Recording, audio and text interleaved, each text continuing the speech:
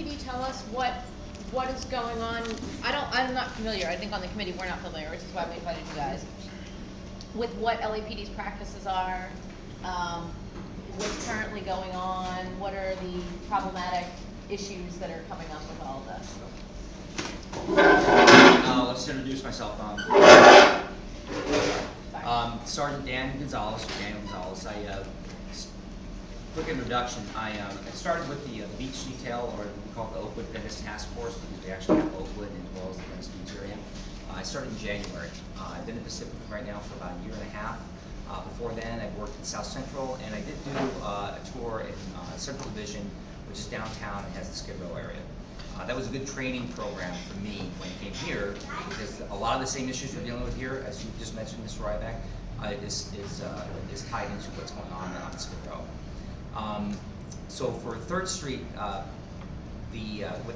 what's occurred after we did the closing of Venice Beach Boardwalk is the issues on Venice Beach was condensed and now has moved over to 3rd Street, and then it actually condensed and moved a little bit onto Ozone. And we have a couple areas in the canals where there's our homeless population is spreading out, and it's kind of like, you know, you stepped in a puddle and now it's splashed. So we're dealing with these situations. 3rd Street in particular, what they have found out with the homeless population is that there is a legal way for them to sleep and reside on that street without breaking certain laws. I'll go into the laws that we have to deal with. The 4118, which has to do with sleeping on the street. What's the camping? I think it's 6344. 6344. One of the ones that's referenced. Yes, 6344. Actually, yeah. Okay. 6344, which is the camping and lodging. The 4118, like I mentioned, and then 5611, which we have. I just got a case filed with 5611, Mr. Bush, for leaving the big yellow box on 3rd Street. And I cite that personally. As we enforce these specific laws, what the city attorney's asked us to do is take photos, interview the person that you're citing, see if you can get a statement from them, and it's a pretty laid out document about what constitutes violations of each code. It looks like a simple citation that we're issuing to the person, but there's about a 2, maybe 3-page written report that has to go along with it. Most of our cases that we do file in certain situations with these laws, we don't take the extra step of documenting it. But there's so much litigation on both sides, mostly on the sides of the homeless population, that we have to make sure that the report is thorough, and we've vetted through all of the issues regarding that particular incident. And I say that because saying, oh, this guy looks like he's camping and then leaving it alone, that's not flying anymore. We have to go the extra step. The amount of paperwork that goes on one of these citations is almost as what we have on a DUI, or even on a serious felony arrest. But that's because of the litigation that goes along with it, and we want to make sure that when we take these cases and they're filed, they stick. Claudia Martin is our neighborhood prosecutor, and she's personally filing each of these cases. With these laws, we have some other issues we have to work with that kind of control how we enforce it. And the one is being the Jones settlement. I'll give you a quick background for that. Make sure everybody understands how the Jones settlement came around.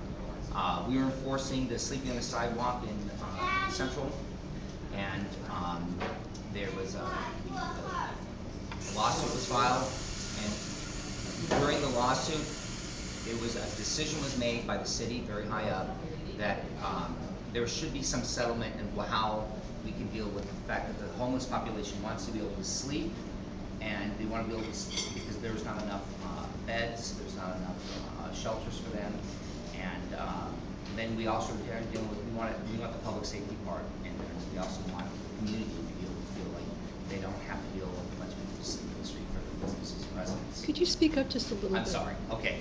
So in the end, with this lawsuit, we came up with the Jones settlement, and what the city settled with the ACLU was that people can sleep between 9 p.m. and and 6 a.m. on a public sidewalk, as long as they are not blocking, or no, they can't be within 10 feet of a doorway. So what that means is that they can find an area where they're not within 10 feet of a doorway, and then they can legally sleep. So 3rd Street, as you noticed, especially on the west side, there's almost no doorways. It's almost it's gated all the way from Sunset up to 3rd, or to Rose. Yes, driveways. Driveways count. Okay, right. Thank you. Right. So we have one driveway. Yes. And that's it. So they can find a way they can legally sleep. Now, that being said, we're struggling with another decision that's made by the courts, and this is called the Lavin injunction. Now, the Lavin injunction stemmed from a lawsuit that was filed out of Central, where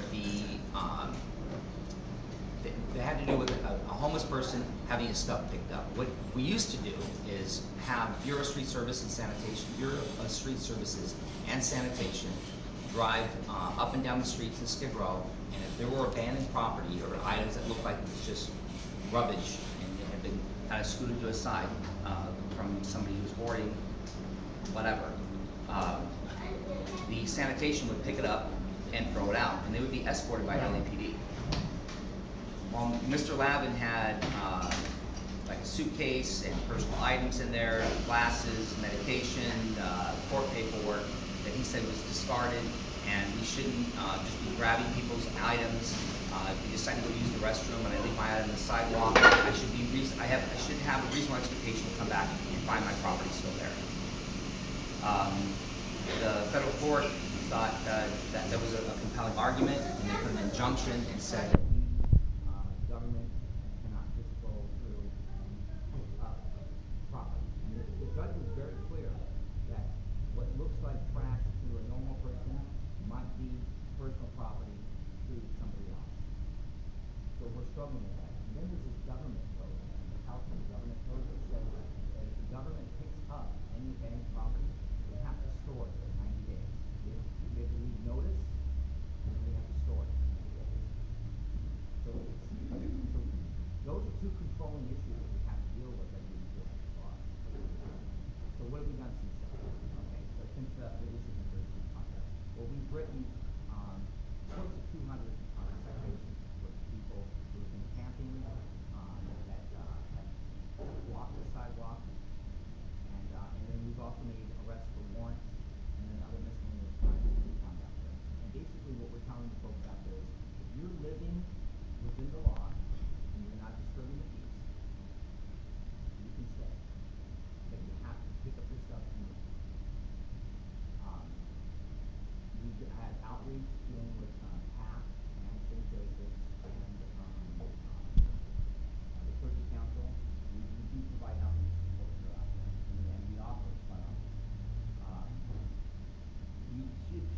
most of us have seen quite an improvement since the beginning of the year when camping seemed out of control. And one last thing, there's a permanent currency permit. There will be fixed camera on a light pole on the west side of on 3rd that we have access to, that I can watch 24 hours a day. So we're constantly monitoring what's going on Venice. And I say 3rd Street, but that also includes Sunset, kind of wraps around now. Can you clarify for me, just that I'm not hearing this right? You said if they're living within the law, they can stay, but something about picking up stuff. What did you say? Well, we don't want them to leave their items behind. If they go to the restroom or the throat? What do you mean? Well, at 9 in the morning, or 6 in the morning, they have to stop. And take everything away? Right, and they get up and they want to leave, and we say, well, if you leave, you should take your stuff too. And really, the pressure is to be a good neighbor. If you want to come here and sleep, then you can sleep. You have to pick up your stuff and leave, because that would be being a good neighbor. Being a bad neighbor would be leaving your stuff everywhere. Much as if you had your own piece of property. If I stored all my couches and stuff on my front lawn, that's not being a good neighbor. It creates clutter and blight. You realize that. So, yes, sir. From the point of view of this particular proposal, are any of the ordinances mentioned not being adhered to? Are you prosecuting if you find offenders on any of those ordinances? Yes. Excuse me, we are prosecuting and citing for all the ordinances. Yeah, Yes. but the ones that Mr. Rybeck mentioned are actually being Being enforced, right. Yeah. There's a couple of ones that are very difficult for us to enforce just because of the nature of the way the law is written. And one is being the blocking the sidewalk, where I have to be able to walk down the sidewalk. Well, the city attorney's opinion that an officer can't be the victim of that crime, and I need to have, like, not necessarily victim, excuse me, I need to have somebody's pathway blocked. I need to watch somebody try and walk down the street, and it can't be preset, I can't set this up. Somebody who comes down, and as they're walking down, if I see they're trying to walk around property and they can't walk down the street, then I can walk up to that person and say, can I get your name? I would like to issue a citation to the person that's blocking the pathway. So that's not the easiest, it's not easy, because I have somebody now who probably doesn't want to get involved, and I also have the issue of grabbing that information and finding the homeless person whose property is blocking it and then issuing a citation. So it's not as easy and clean cut as a normal citation. Do the video, do the cameras, if you see it happen, you're monitoring the cameras, can you, after the fact, if you recognize the person's like that? I can, but I need to get the name of the person whose pathway was blocked. So I have to be there watching it. Sir. Sir, I'm John Henning. I'm the lawyer that they referred to. I just want to ask you a couple things. Sure. One of the things I'm wondering about is why is it that in order to enforce the ordinance, you have to actually have somebody blocking the entire sidewalk? Section 62.61, which we know there's two of them that deal with obstructing the sidewalk. One of them specifically mentions obstructing pedestrians, but the other one just says you can't obstruct the sidewalk or parkway or any portion thereof. It doesn't say you have to block the entire sidewalk. Why aren't you enforcing that against people who partially block the sidewalk, even if somebody can walk by? The fact is that this ordinance, and I'm talking about 62.61, is designed for example, if this restaurant were to put a couple of chairs out on the sidewalk and they only go 1 foot into the sidewalk, that's enforceable. It doesn't have to be somebody walking by that says, I can't get through here. It's literally the fact that they are occupying a piece, even a small piece, of the public sidewalk. Why are you not enforcing that against people who are taking up 4 feet or 5 feet of the sidewalk, even though you can? You are correct. That's exactly what that law is for. Because it's the decision of these are prosecutors, and they believe that the courts will find that if you're taking a piece of sidewalk that nobody uses to sleep or to store your property, to sleep with your property, without having somebody's pathway blocked, the court's not going to find is not going to find in favor of the city on that. What about during the day? I understand during the night, you're essentially saying during the night that this settlement of the sleeping case, the Levant injunction, excuse me, the Jones settlement. Jones settlement, yes. Somehow trumps this ordinance maybe during the night. Yes, okay, it does. But what about during the day? During the day we can. During the day, can you enforce that ordinance against somebody who's even taking up 1 or 2 feet of the sidewalk? And are you doing that? Okay, no we cannot, and no we are not. Okay, well why would that be? Because the Jones settlement is not in effect during the day.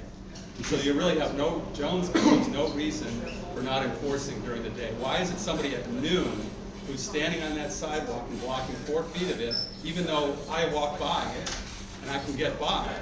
Why is that person still being cited? Right, okay, because I appreciate that you think you understand, but I want to make sure the officer understands. No, I think that's a valid question. The blocking of the sidewalk, it's what we're been told, the blocking of the sidewalk, so part of the elements of the crime is somebody's pathway has to be blocked. If you're using a sidewalk that nobody walks down, the court is not going to fine or convict somebody on taking over a sidewalk. So this restaurant can take up 6 feet of this sidewalk out here, and then you guys have no ability to enforce against that? That's not what I'm saying. I'm saying they take up 6 feet of that sidewalk, and this is a usable sidewalk, and people are using it. But if there was a business on a sidewalk that nobody uses, and they put chairs out there, and nobody walks down, and nobody's pathway is ever blocked, you're probably correct. But I find that business on a sidewalk that nobody walks down. Because if nobody's in the area, then you're not in business. Isn't that a self-fulfilling prophecy though, if they take up the sidewalk, someone's gonna walk down it, so then no one's walking down it? I mean, where's the? Yeah. That's the struggle. That is absolutely the struggle.